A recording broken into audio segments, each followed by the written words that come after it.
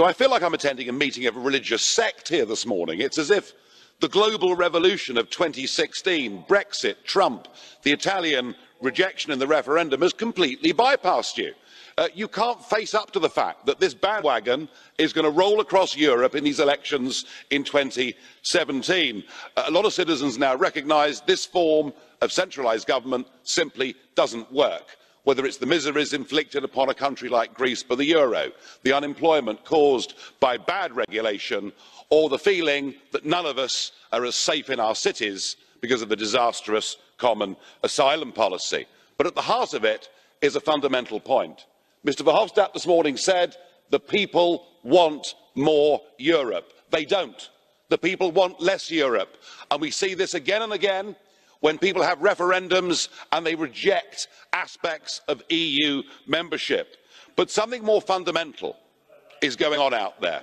Yes, you can say they're lying, and I've no doubt that many of you here, when you hear what I'm about to say, will probably despise your own voters. Because just last week, Chatham House, the reputable group, published a massive survey from 10 European member states, and only 20% of people want immigration from Muslim countries to continue.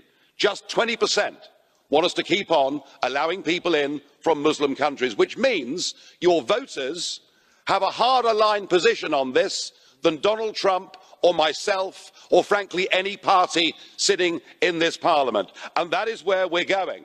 And I simply cannot believe that you're blind to the fact that even Mrs Merkel has now made a U-turn and wants to send people back. Even Mr Schulz thinks that it's a good idea.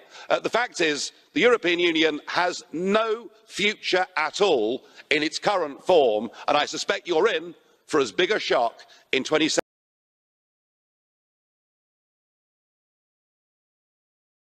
Are you saying that people are too stupid, and so it's the job of...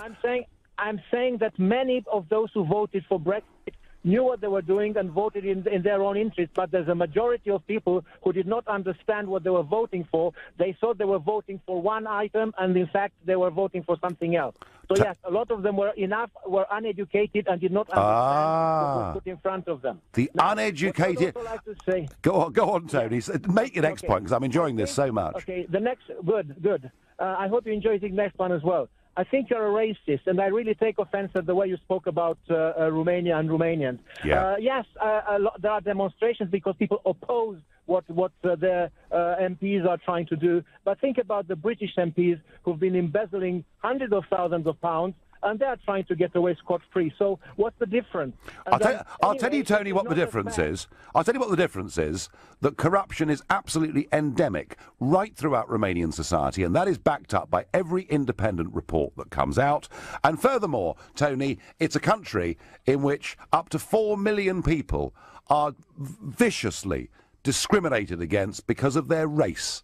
And I find it really hard to believe that we're in a political union with a country that's in a state like Romania. And that does not mean, Tony, that I'm saying Romanians are bad people. There are lots of wonderful Romanian people that I've met, because they always come up to me in the streets and say I'm Romanian, and there are lots of wonderful people. But the country has not made the transition from living under all those years of communism to being a proper Western democracy.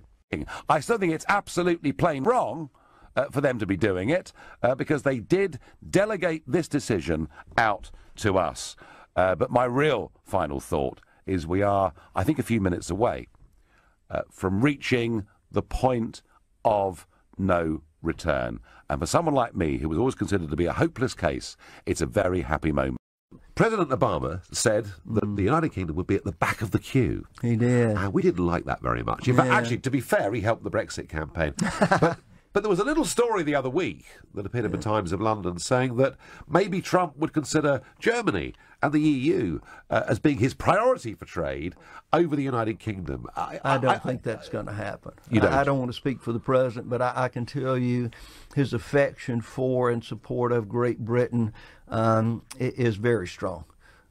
We've heard him talk about it again. He understands the importance of Europe and EU, but this is, I think, a personal affection and belief that a stronger Great Britain means a freer, more prosperous world. So if Mrs. May gets this right, we can have a free trade deal with the United States of America in a couple of years' time. I would say, again, it would surprise me if the president is not eager to put that deal together. He talks about free trade deals all the time, and I would imagine this would be at the front of the queue. Good, right. That's the sort of language I want to